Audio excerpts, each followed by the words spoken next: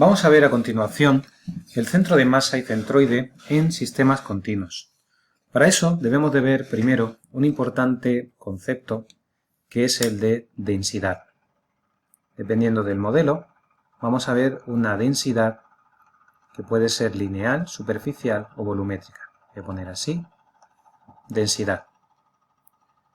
En general, la densidad conocemos que podríamos definirlo como es una magnitud escalar. Voy a ponerlo así, una magnitud escalar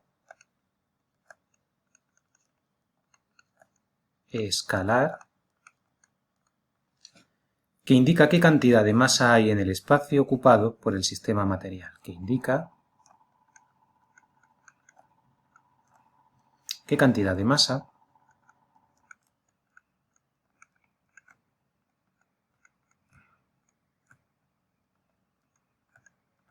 hay en el espacio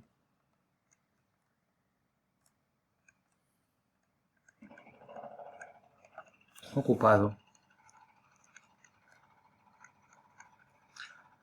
por el sistema material.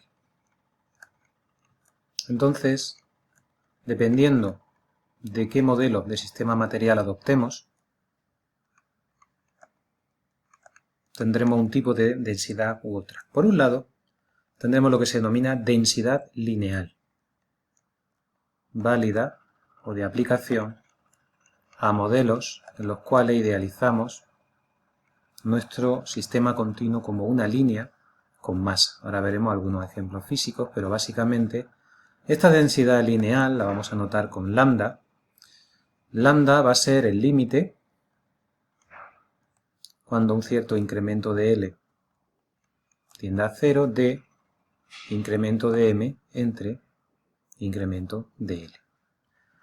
Esta densidad se va a utilizar, por ejemplo, cuando veamos hilos o cables. En un hilo o en un cable, este modelo, referido a un sistema de referencia XY,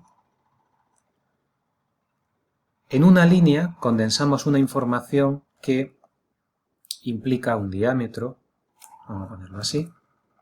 Si lo quisiésemos hacer en un modelo sólido, es un diámetro, es una especie de cilindro en la dirección de esa directriz. El modelo más práctico es este, y lo que estamos diciendo es que si tomamos un trocito de longitud de incremento de L, es una línea, ese trocito lo pesamos y pesa incremento de M. A eso denominamos densidad lineal, ¿no? Es decir, esto también se puede poner como en notación diferencial, diferencial de M entre diferencial de L, y es importante que las unidades las demos en unidades de masa entre unidades de línea. Por ejemplo, una barra de acero, su modelo habitual para una barra de acero que represente pues un acero corrugado, lo vamos a plantear siempre como una línea y un diámetro.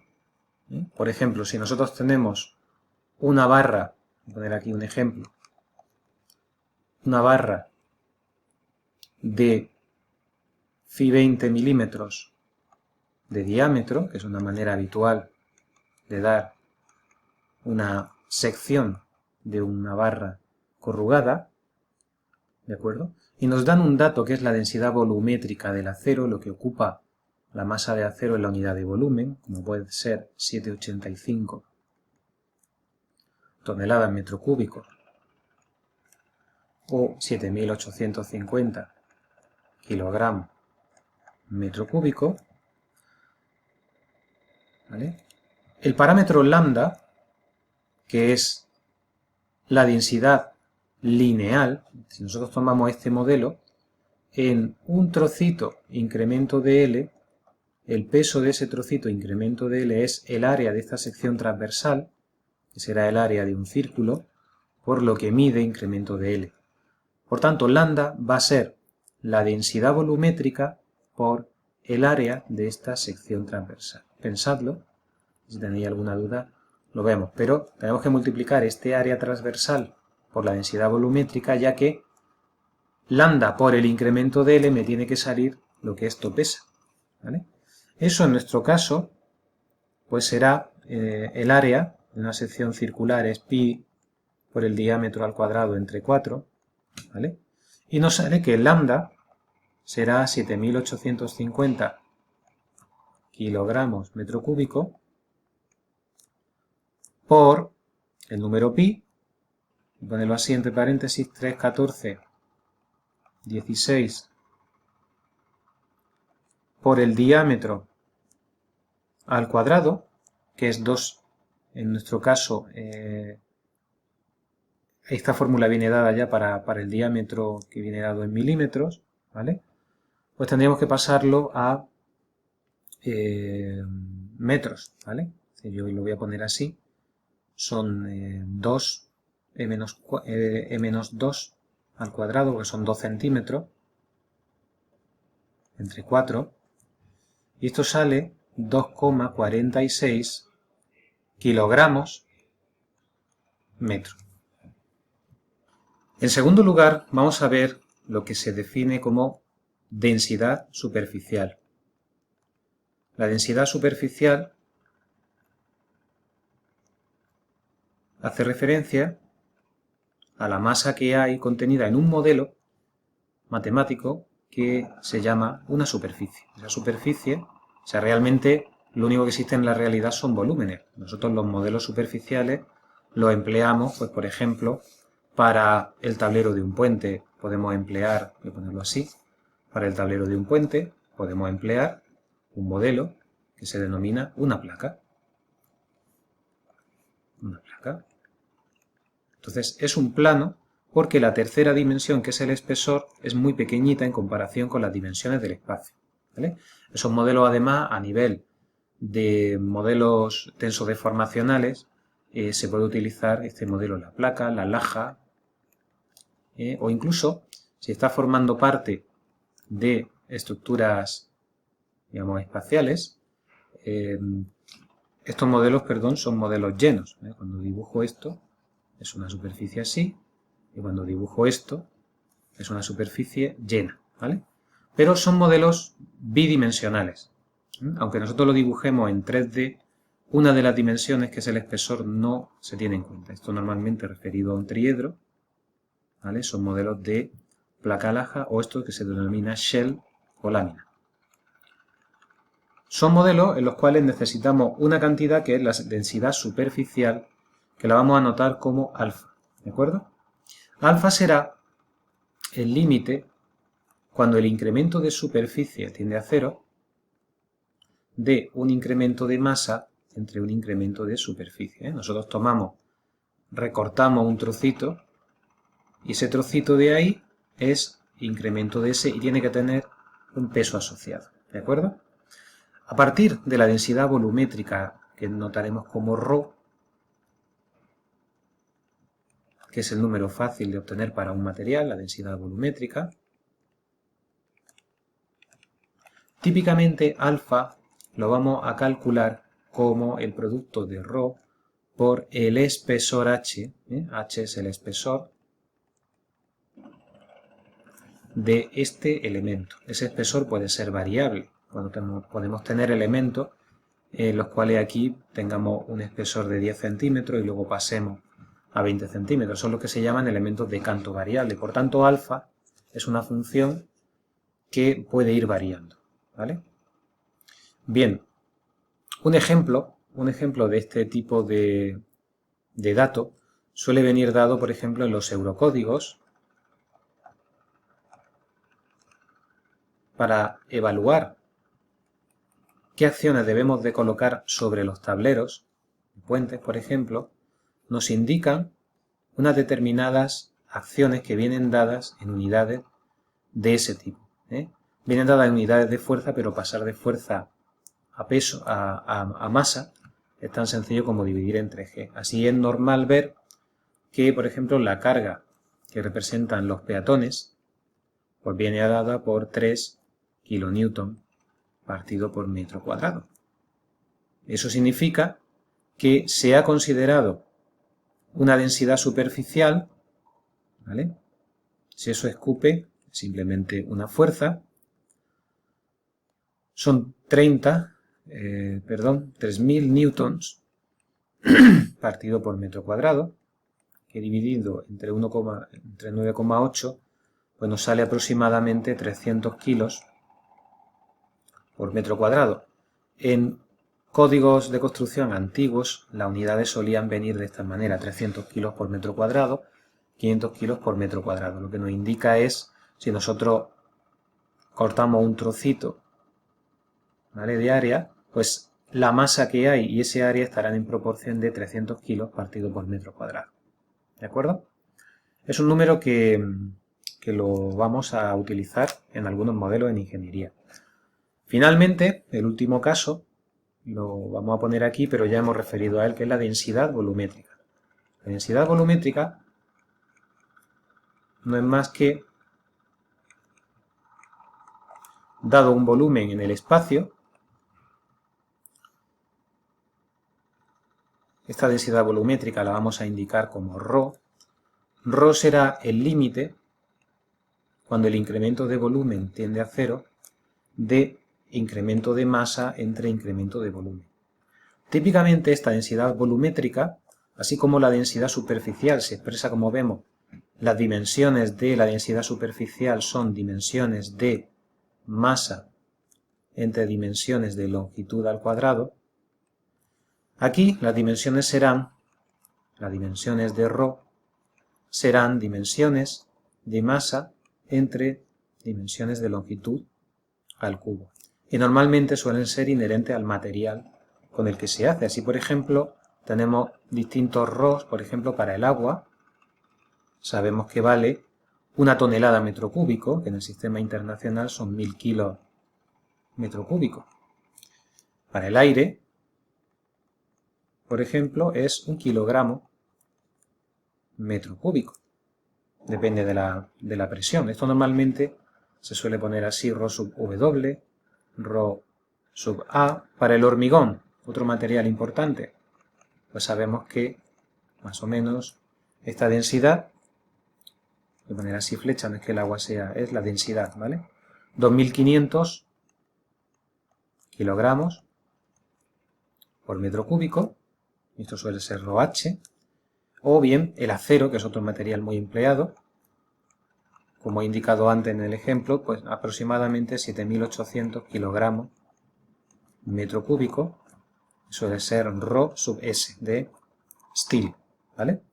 No se debe confundir la densidad con el peso específico. El peso específico viene dado en unidades de fuerza, y no es más que multiplicar por G. Normalmente se suele notar con la letra gamma. Gamma es simplemente G por ρ, ¿vale? Un número típico, por ejemplo, gamma del hormigón son 25 kilonewton partido metro cúbico. Vamos a ver entonces con esta información qué se denomina centro de masas y centroide de un sistema continuo. Vamos a guardar esta y abrimos una nueva. Voy a poner así entonces 2,2, centro de masas y centroide de un sistema continuo. Vamos a considerar una imagen, un triedro de referencia,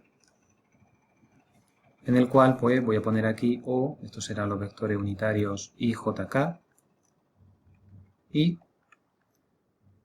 voy a representar esquemáticamente un sólido. Un sólido representado pues de la siguiente manera. Vamos a poner una forma espacial, ¿vale? Y para simplemente hacernos la idea de que es un sólido, pues lo voy a sombrear un poco, ¿vale? Así. Este sólido, vamos a decir que tiene este sistema continuo. Cada uno de los puntos que forman ese sistema continuo, vamos a suponer que hay un cubito pequeño de lados de X, de Y, de Z. Es decir, que si aquí lo amplío, si yo selecciono ese cubito y lo ampliamos aquí, pues en esta dirección mide dx, en esta dirección de aquí mide dy, y arriba mi d de z. Es una idealización del mismo, ¿vale? Vamos a apuntarlo, en ese trocito hay una masa. Es una masa pequeña que vamos a llamar diferencial de masa, que es ρ, la densidad volumétrica que le corresponda a ese punto. Lo voy a especificar así desde el principio, de x y z, porque la densidad no es constante en general en un sólido. Habrá sólidos que particularmente lo tengan, pero el caso más general es que sea así. Por un diferencial de volumen. El elemento diferencial de volumen en un sistema de coordenadas cartesiano será diferencial de x por diferencial de y por diferencial de z. No obstante, existen otros sistemas que se utilizarán en mecánica, como las coordenadas cilíndricas o las coordenadas esféricas, que pasaremos a ver, y en general ahí la expresión del diferencial de volumen cambia, ¿vale? Lo único que tenemos que hacer para definir R del centro de masas,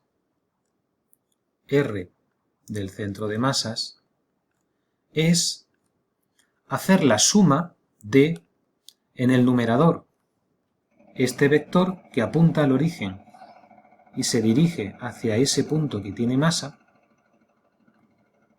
¿vale? Pero esa suma, esto es R será un vector de componentes x y z de los puntos que forman este sólido, o este sistema material continuo. R del centro de masa será un cociente, igualmente, en el cual en el denominador vamos a poner la masa total del sistema, que es la suma de todos estos elementos de masa, que se hará con una integral en el volumen. Voy a ponerlo así, se puede poner así, una integral en el volumen de el elemento diferencial de masa, que es ρ de x y z, diferencial de masa, diferencial de x, diferencial de y, diferencial de z, y ya supongo que estamos operando en coordenadas cartesianas, y en el numerador lo que vamos a hacer es poner el producto, integramos también en el volumen, este vector de posición, R, por el elemento diferencial de masa, ¿vale? Si acaso voy a borrar aquí para ponerlo de la misma forma y ahora lo vamos a ir expandiendo poco a poco. Abajo lo que hay que hacer es sumar todos los elementos diferencial de masa. Este sistema, esta definición ya no depende del sistema de coordenadas cartesianas, cilíndricas, esféricas, etc. Es una definición general que vamos a poner aquí. ¿De acuerdo? El elemento diferencial de masa, es decir, R del centro de masa, vendrá dado por, en el numerador, la integral en el volumen de R de x y z por la densidad que depende del punto x y z, diferencial de x, diferencial de y, diferencial de z, y en el denominador vamos a ponerlo como la integral en el volumen de ρ de x y z, diferencial de x, diferencial de y, diferencial de z. Esta es la definición general para un volumen del centro de masas. Si estamos definiendo el centroide, para el centroide, lo único que vamos a hacer es sustituimos la función ρ por la unidad.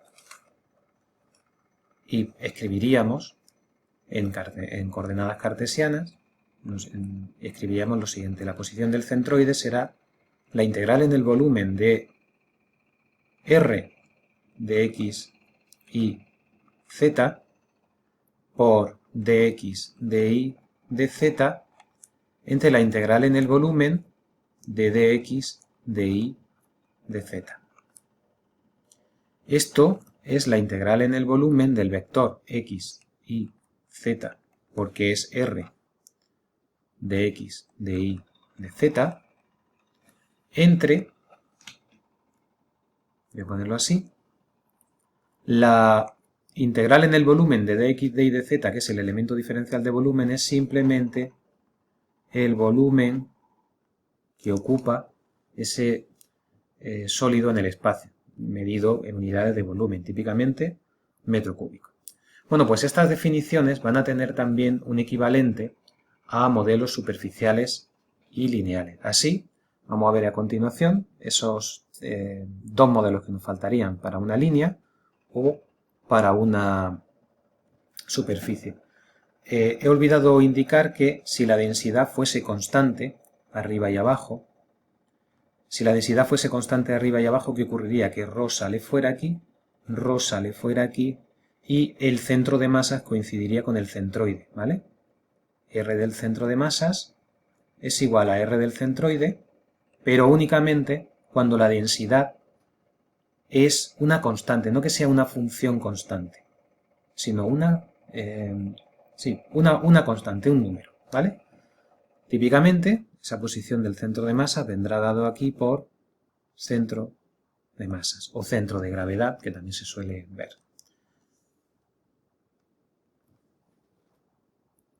Para el caso de una línea, en general, R del centro de masas vendrá dado por la integral en la línea del vector R por el elemento diferencial de masa en la línea entre la integral en L del elemento diferencial de masa en la línea. Pero en una línea el elemento diferencial de masa es lambda por un diferencial de longitud, con lo cual vendrá dado por la integral de R por lambda, que puede depender a su vez de las coordenadas de la línea, diferencial de L, entre la integral en L de el diferencial de masa, que es lambda de L por diferencial de L. Este sería el caso, por ejemplo, de un hilo de sección variable. Nosotros tenemos un hilo que tiene una sección más grande aquí, más delgada aquí, ¿vale? Más delgada aquí. Y lo que vamos a hacer va a ser, esta línea sería discontinua, modelarlo como una línea con un área que es variable. Eso es una situación claramente, puesto que lambda vale ρ por el área, si el área depende de la posición L, tenemos una situación de lambda variable. ¿De acuerdo? De igual manera, si lambda es constante, lambda puede salir fuera y el centroide de esa línea coincide con su centro de gravedad. Para una superficie, la definición es análoga. Para una superficie, R del centro de masas viene dado por la integral en la superficie del vector de posición por el diferencial de masa dividido entre la integral en la superficie del diferencial de masa. Y esto va a quedar la integral en la superficie de R por sigma por el elemento diferencial de área en esa superficie, entre la integral en la superficie de R por sigma, de sigma, densidad superficial, por diferencial de área. Existe una asignatura específica que tenéis pues, para aprender cómo se calculan integrales de superficie, de línea y de volumen. Nosotros vamos a tratar también de explicar un poco cómo se hacen los casos más habituales, pero nadie obvia que hasta que no paséis por esa asignatura no vaya a tener más soltura en el cálculo.